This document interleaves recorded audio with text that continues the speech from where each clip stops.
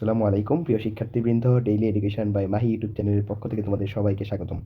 তো আজকে চট্টগ্রাম বিশ্ববিদ্যালয়ের ডি ইউনিটের সাবজেক্ট লিস্ট এবং টোটাল সিট কতগুলো আছে তোমাদের জন্য এবার 2024-25 সেশনে, এবং শেষে কাটমার্ক কত হতে পারে সেই বিষয় নিয়ে আজকে তোমাদের এই ভিডিও।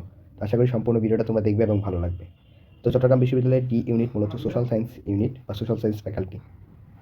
তো প্রথম যে সোশ্যাল সায়েন্স ফ্যাকাল্টির প্রথম যে সাবজেক্ট ইন্টারন্যাশনাল রিলেশন অর্থাৎ আন্তর্জাতিক সম্পর্কে তোমাদের জন্য সিট সংখ্যা মোট 85টা।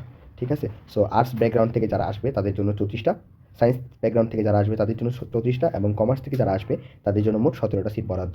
এই হচ্ছে আয়াত থেকে অর্থাৎ আন্তর্জাতিক সম্পর্ক বিভাগ থেকে তোমাদের সিট সংখ্যা হচ্ছে 85টা।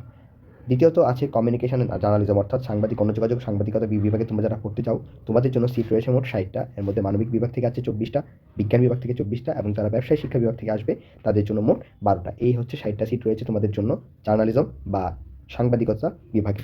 তারপরে আছে ডেভেলপমেন্ট স্টাডিজ বা উন্নয়ন অধ্যয়ন বিভাগ, সেখানে মাত্র তোমাদের জন্য রয়েছে 30টা সিট। সেখানে মানবিক বিভাগ থেকে 12, বিজ্ঞান বিভাগ থেকে 12 এবং ব্যবসায় শিক্ষা বিভাগ থেকে মোট 6টা। তো এই পর্যন্ত আমরা 3টা সাবজেক্ট দেখলাম, আন্তর্জাতিক সম্পর্ক, গণযোগাযোগ সাংবাদিকতা এবং উন্নয়ন অধ্যয়ন।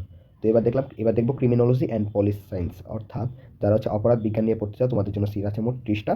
যেখানে মানবিকের জন্য 12টা, বিজ্ঞান বিভাগের জন্য 12টা এবং কমার্সের জন্য বা ব্যবসায় শিক্ষার্থীদের জন্য 6টা। মোট 30টা সিট রয়েছে তোমাদের ক্রিমিনোলজি অ্যান্ড পুলিশ সায়েন্স ডিপার্টমেন্টে। তো ইকোনমিক্স, কমার্স, এই সিইউ চট্টগ্রাম বিশ্ববিদ্যালয়ের ডি ইউনিটের সবচেয়ে লয়ের পরে সবচেয়ে ডিমান্ডেবল সাবজেক্ট ইকোনমিক্স। এই ইকোনমিক্সের মোট সিট সংখ্যা 132টা, যেখানে হিউম্যানিটিস বা মানবিকের জন্য 40টা, সায়েন্সের জন্য 66টা এবং কমার্সের জন্য 26টা। মোট 132টা সিট তোমাদের ইকোনমিক্সে আছে। পলিটিক্যাল সায়েন্সে দেখো কয়টা সিট আছে। পলিটিক্যাল সায়েন্সে ইকোনমিক্সের মতো 132টা সিট আছে, যেখানে মানবিকের জন্য রয়েছে 53টা অর্থাৎ মানবিক বিভাগ থেকে যারা পরীক্ষা দেবে তাদের জন্য 53টা, বিজ্ঞান বিভাগ থেকে যারা ডি ইউনিটে পরীক্ষা দেবে তাদের জন্য 53টা, এবং ব্যবসায় শিক্ষা বিভাগ থেকে যারা ডি ইউনিটে পরীক্ষা দেবে তাদের জন্য মোট 26টা অর্থাৎ 132টা সিট আছে পলিটিক্যাল সায়েন্স বা রাষ্ট্রবিজ্ঞান বিভাগে। অর্থনীতি বিভাগের মতো পলিটিক্যাল সায়েন্স বা রাষ্ট্রবিজ্ঞান বিভাগে 132টা সিট রয়েছে। তারপর যদি দেখি আমরা সোশ্যোলজি অর্থাৎ সমাজ বিজ্ঞান বা সামাজিক বিজ্ঞান সাবজেক্টে তোমাদের জন্য সেম 132টা সিটই আছে, যেখানে মানবিকের জন্য 53টা, ব্যবসায় শিক্ষার জন্য 26টা এবং বিজ্ঞান বিভাগের জন্য 53টা সিট বরাদ্দ রয়েছে।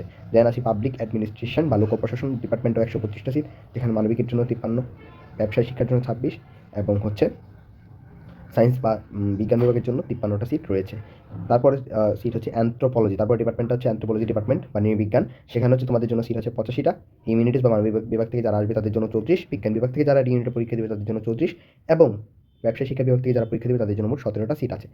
তারপরে যদি আমরা দেখি ডিপার্টমেন্ট অফ ল, সবচেয়ে বেশি demandable subject, faculty of law বা department of law, faculty of লয়ের সাবজেক্ট ডিপার্টমেন্ট অফ লয়ের সিট আছে 115টা অর্থাৎ 115টা সিট আছে, এবং এখানে কোনো ভাগ নেই।